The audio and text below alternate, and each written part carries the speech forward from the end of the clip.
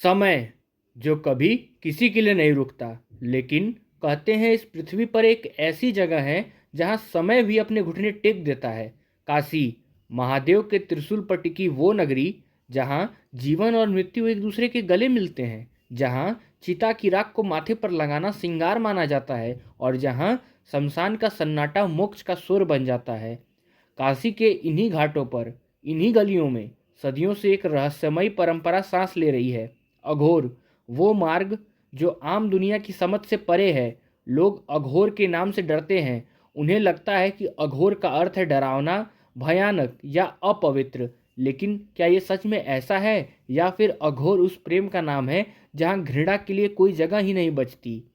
आज हम आपको काशी की गलियों से दूर एक ऐसे इतिहास की ओर ले चलेंगे जिसने न केवल अघोर की परिभाषा को बदला, बल्कि बल्कि मानवता को एक नई दिशा दी। यह कहानी है अघोर परंपरा के सूर्य अघोरेश्वर बाबा कीनाराम की, वो महायोगी जिन्होंने 170 वर्ष तक इसी धरती पर रहकर मृत्यु को भी जीवन का पाठ पढ़ाया।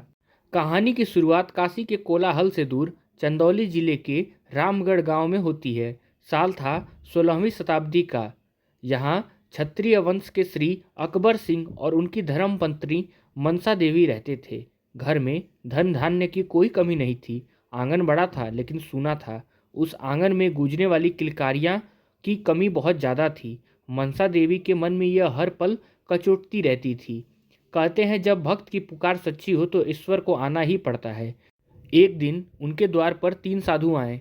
वे कोई साधारण भिक्षु नहीं थे। वे स्वयं ब्रह्मा, विष्णु और महेश के रूप में आए थे। नियति का संदेश लेकर आए थे। उन्होंने मनसा देवी को आशीर्वाद दिया और कहा, तुम्हारे घर साक्षात शिव का अंश जन्म लेगा। और वो घड़ी आ गई। रामगढ़ के उस घर में एक बालक का जन्म हुआ। लेकिन यह क्या, जन्म के साथ ही घर में सन्नाटा छा गया। न बच्चे की रोने की आवाज़ आई, न कोई हलचल। दाई माँ घबरा गई। क्या बच्चा जीवित है? क्या ईश्वर ने वरदान देकर छीन लिया? बालक जीवित था। उसकी आंखें खुली थीं, लेकिन वो रो नहीं रहा था। उसने अपनी माँ का दूध पीने से भी मना कर दिया। 1 दिन बीता, 2 दिन बीता, 3 दिन बीता। न रोया, न खाना खाया। अकबर सिंह और मनसा देवी की खुशियाँ चिंता में बदल गईं। क्या यह बालक इस संसार में रहने के लिए आया है? तभी तीसरे दिन वह महात्मा पुनः द्वार पर आए। उन्होंने अकबर सिंह को हौसला दिया और बच्चे को अपनी गोद में लिया।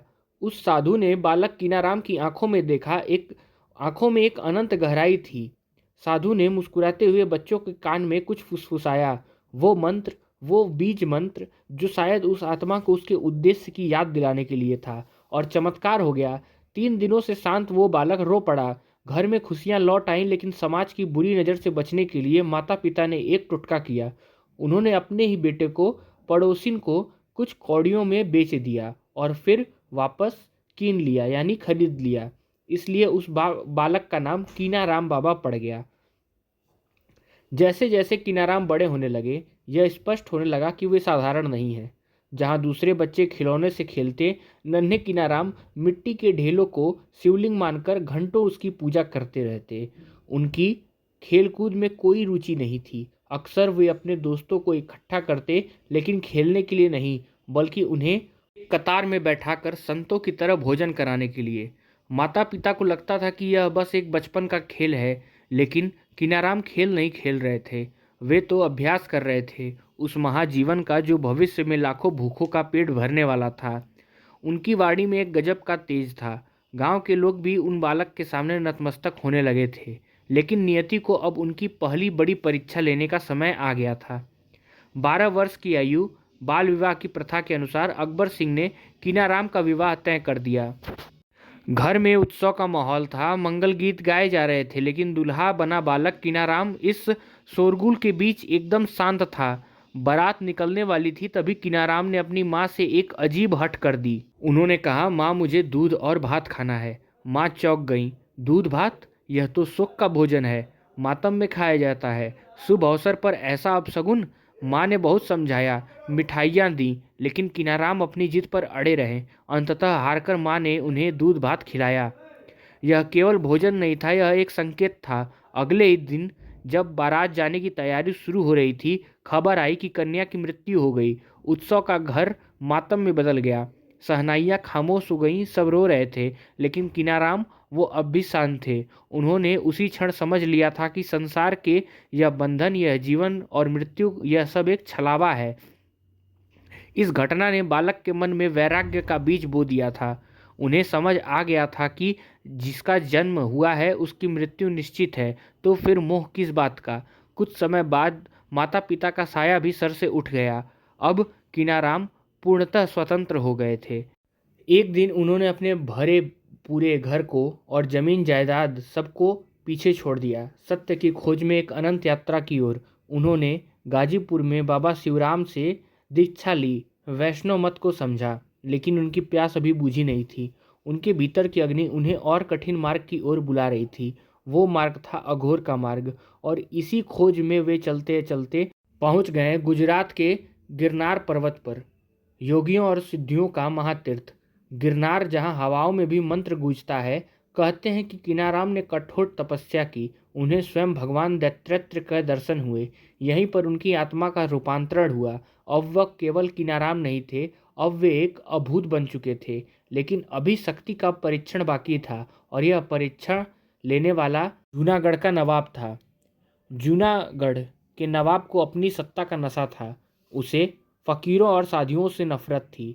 उसने आदेश दिया कि राज्य के सभी साधुओं को पकड़कर जेल में डाल दिया जाए और उनसे चक्की पिसवाई जाए। बाबा कीनाराम जब वहां पहुंचे तो उन्होंने देखा कि निर्दोष संतों पर अत्याचार हो रहा है।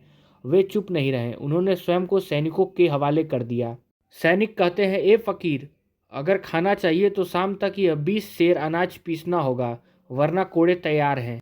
बाबा ने उस भारी पत्थर की चक्की को छुआ तक नहीं। उन्होंने बस अपनी लाठी उठाई और चक्की पर मारी, और फिर जो हुआ उसे देखकर जेल की दीवारें भी कांप उठी। चक्कियां अपने आप चलने लगी। एक नहीं, जेल की सारी चक्कियां बाबा के आदेश पर नाचने लगी। अनाज अपने आप पिसने लगा। यह दृश्य देखकर सैनिकों के हाथ से हथियार छूट गए। खबर आग की तरह नवाब तक पहुंची। जो नवाब कल तक संतों को कुचलना चाहता था, आज वो नंगे पांव जेल में दौड़ते हुए आ गया। नवाब समझ गया था कि उसने किसी साधारण फकीर को नहीं, बल्कि साक्षात अग्नि को ललकारा है। उसने बाबा से माफ़ी मांगी और राज्य में संतों के लिए मुफ्त भोजन की घोषणा की। बाबा कीनाराम ने उसे माफ़ तो कर दिया, लेकिन यह दिखा दिया कि एक अघोरी के लिए राजा और रंक में कोई भेद नहीं होता। शक्ति महलों में नहीं, तपस्या में होती है। गिरनार विजय के बाद बाबा कीनाराम की यात्रा उन्हें वापस उसी स्थान पर ले आई जहां उनका इंतजार सदियों से हो रहा था, काशी, जहां त्रिकुंड पर बैठे बाबा कालूराम अपनी गद्दी अपने उत्तराधिकारियों को सौंपने के लिए तैयार थे।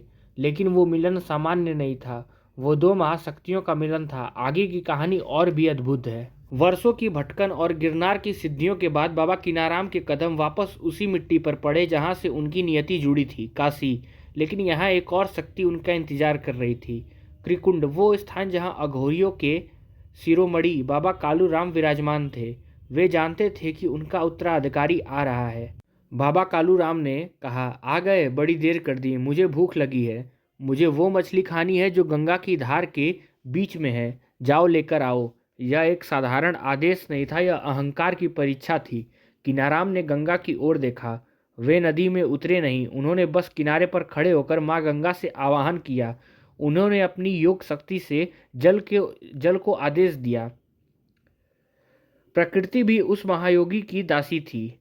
गंगा का जल बढ़ा और स्वयं मछली उनके चरणों में आकर गिरी।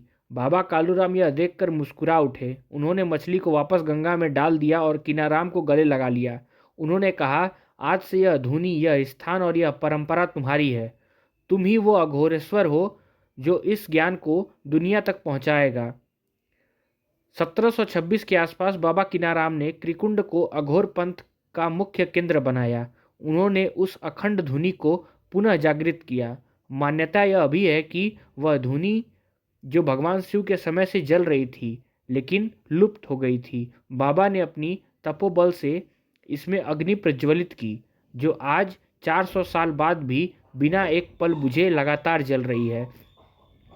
इसी धुनी की राख साधारण नहीं है। कहते हैं बाबा ने इसमें अपनी सारी सिद्धियां डाल दी थीं। आज भी असाध्य रोगों से पीड़ित लोग यहाँ आते हैं और केवल इस भभूत को स्पर्श करके ठीक हो जाते हैं। विज्ञान जहाँ हार मान जाता है, वहाँ अघोर की आस्था शुरू होती है। लेकिन बाबा कीनाराम केवल चमत्कारी पुरुष नहीं थे, वे एक क्रांतिकारी भी थे। उस दौर में जब समाज छुआछूत की बेड़ियों में जकड़ा हुआ था, बाबा ने एक ऐसा कदम उठाया जिसने धर्म के ठेकेदारों को नींद से उठा दिया। उन्होंने वेश्याओं, दलितों और समाज के तिरस्कृत लोगों को अपने आश्रम में शरण दी।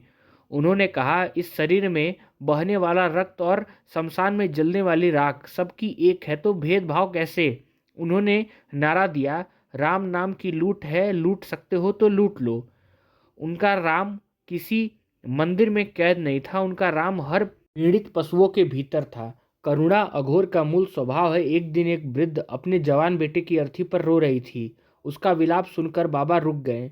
उन्होंने शव को देखा और अपनी खड़ाहू से शव को हल्का सा ठोकर मारा। उन्होंने खड़क कर कहा, उठ, यह सोने का समय नहीं है। मृत्यु भी उनके आदेश की अवहेलना नहीं कर सकती थी। लड़का जीवित हो गया। यह चमत्कार किसी जादू का प्रदर्शन नहीं था, यह उस संकल्प शक्ति का प्रमाण था जो एक योगी को अपनी साधना से अर्जित करता है। ऐसे ही एक बार जब कुछ घमंडी पंडितों ने उन्हें ललकारा कि अपनी शक्ति दिखाओ, तो बाबा ने पत्थर के बड़े बड़े टुकड़े गंगा में फेंक दिए। वे पत्थर डूबे नहीं, तैरने लगे। बाबा ने दुनिया को दिखाया कि जिसका मन अहंकार से भारी है वो डूब जाएगा, लेकिन जो भक्ति में हल्का है वो पत्थर होकर भी तैरता रहेगा। वो चले गए, लेकिन वो आज भी यहीं हैं। हर उस हाथ में जो किसी गिरते हुए को उठाता है, हर उस निवाले में जो किसी भूखे के पेट में जाता है, और हर उस प्रार्थना में जो निस्वार्थ भाव से की जाती है। अघोरेश्वर बाबा कीनाराम एक यात्रा थे, अंधकार से प्रकाश की ओर तक, भय से निर्भय की ओर तक, और जीव से शिव की ओर तक। अगर आपका कभी बनारस जाना हुआ तो इनके दिव्य स्थान का दर्शन जरूर करिएगा।